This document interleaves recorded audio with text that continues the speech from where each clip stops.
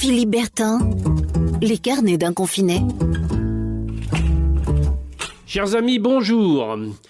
Mon quartier est en ébullition. Je viens d'apprendre hier qu'un dépôt de livres, une sorte de bibliothèque sauvage, avait été installé il y a peu de temps au bout de ma rue.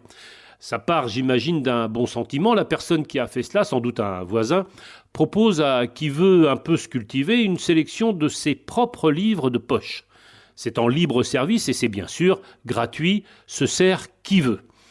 La louable proposition a fait tout de même réagir pas mal de mes voisins. Je l'ai lu sur les réseaux sociaux. Rendez-vous compte, si c'est pas malheureux, c'est la meilleure façon de transmettre le virus à tout le monde en feuilletant les pages d'un livre dont on ne sait pas, a priori, s'il n'a pas été lu précédemment par quelqu'un de positif au Covid-19. Bref, pas de quartier dans mon quartier pour les bouquins d'occasion déposés au coin de la rue et donc pour la lecture dite sauvage, on repassera.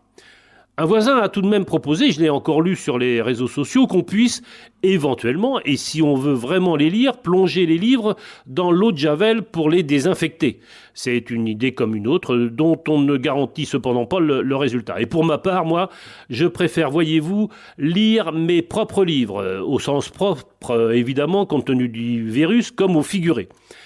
À propos de livres, je peux même vous en conseiller un. C'est une série qui fut à l'origine un feuilleton dans le journal, Les Chroniques de San Francisco d'Amestine Maupin. C'est la vie dans une pension de famille, une vie un peu de confinement à la sauce des années 60 et 70 aux États-Unis. C'est amusant, parfois très émouvant et l'histoire s'étire en plusieurs épisodes très faciles à lire.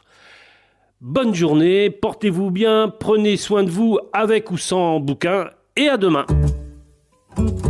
Philippe Bertin, les carnets d'un confiné. Podcast by Tendance Ouest.